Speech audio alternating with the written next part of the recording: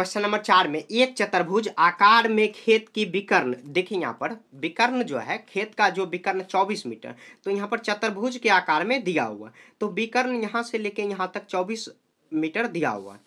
उसके बाद शेष जो सम्मुख शीर्ष इस खींचे गए हैं कि लंब कितना है, तो यहाँ पर लंब देखिए क्वेश्चन में यहाँ पर लंब जो है 8 मीटर, यहाँ पर जो खींचा गया, जो विकर्ण खींचा गया और 13 मीटर है, तो खेत का क्षेत्रफल निकालिए। तो देखिए इसमें कोई डायरेक्ट फार्मूला है नहीं, तो हम लोग क्या कर सकते हैं, हम लोग देखिए एक फार्मूला ऐसे लगा सकते हैं, जैसे देखते हैं हम लोग यहाँ पर कर देंगे, यहाँ से लेके एक त्रिभुज के आकार में है, फिर नीचे यहाँ तक जो है एक त्रिभुज के आकार में, दो त्रिभुज के आकार में है। तो हम लोग देखिए ऐसे अगर हम लोग निकाल सकते हैं, कुछ नामकरण भी कर सकते हैं हम लोग। यहाँ पर देखिए P Q R और S, तो यहाँ पर देखिए QR क्या है, आधार मान लेते हैं। ऐसे हम लोग देखिए QR क्या है, जो अगर मान लीजिए अगर उलट देंगे तो यहाँ पर जो Q है R है, तो ये 24 मीटर, इसके लिए ये आधार हो जाएगा होगा। तो QR बराबर कितना हो जाएगा, तो 24 मीटर, जो कि हम लोग क्या ब्रैकेट में लिख लेते हैं, आधार हो जाएगा। ठीक है, ये आधार हुआ। और P यहाँ पर और भी कुछ लिख लेते हैं, O रख लेते हैं, यहाँ पर T रख लेते हैं। और उसके बाद देखिए P और O क्या 13 मीटर कर लेते हैं, इसको क्या करेंगे, लंब कर देंगे, शीर्ष लंब।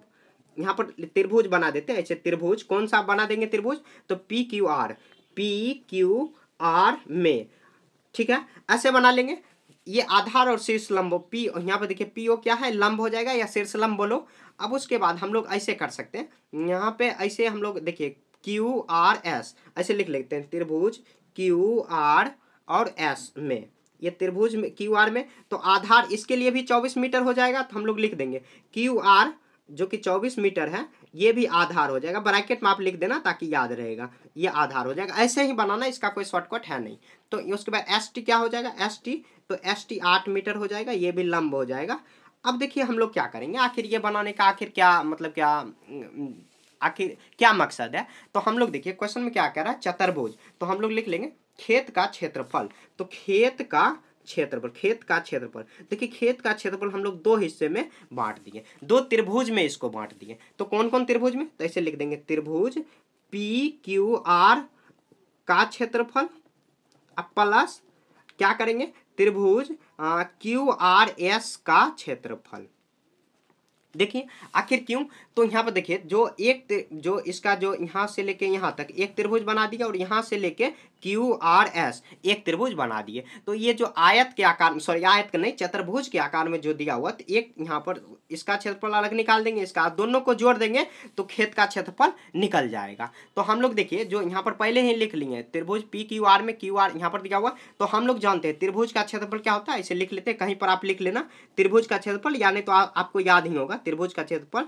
तो त्रिभुज का क्षेत्रफल काफी आसान, 1/2 गुना आधार गुना लंब होगा, या शीर्ष लंब आप कर सकते हो, ये लंब हो जाएगा। ठीक है, ऐसे कर देना, ये क्षेत्रफल हो जाएगा। तो हम लोग देखिए त्रिभुज का, यहाँ पर देखिए इसका त्रिभुज PQR का क्षेत्रफल क्या हो जाएगा, 1/2, और आधार क्या है PQ है, और उसके बाद शीर्ष लंब क्या दिया हुआ, तो शीर्ष लंब यहाँ पर क्या दिया हुआ, तो PO दिया हुआ, तो PO प्लस करेंगे।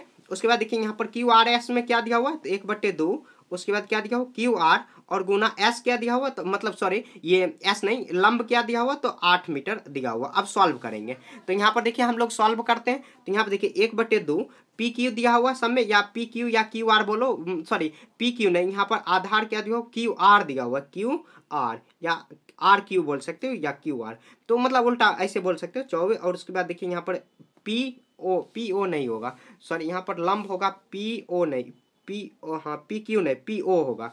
यहाँ पे देखिए तो 13 मीटर, और उसके बाद फिर से प्लस करेंगे तो 1/2, और गुना क्या कर देंगे, गुना ये 24, इसमें भी वही है, और 8 मीटर। यहाँ पर देखिए इसमें लंब क्या दिया हुआ था, तो लंब जो दिया हुआ ऐसे लिखेंगे, लंब आखिर क्या दिया हुआ, तो ST दिया हुआ, और ST क्या दिया हुआ, तो 8 मीटर। ऐसे सवाल जब हम लोग बना ही रहे तो ऐसे कर देंगे, सब मीटर में ही दिया हुआ क्वेश्चन में, सब मीटर में, तो आपको भी सबको मीटर में ही रखना होगा। तो ये देखिए कटने वाला है, तो इसको काट देते हैं। हम लोग क्या करेंगे, तो यहाँ पे देखिए कितना बार में कट जाएगा, 12 बार में कटेगा, और ये कितना बार में कटेगा, तो ये भी 12 बार में कट जाएगा। तो हम लोग 12 गुना 13 करेंगे, तो 12 गुना 13 कर देते हैं, तो 12 गुना ये 13 हो जाएगा, तो 12 गुना 13 कर देंगे, 12 गुना 13 तो कितना हो जाएगा, 12 तिया 36, 12 एकम 12, कितना हो जाएगा, 6 5 1 156 मीटर होगा इधर, अब प्लस 12 8 96 मीटर।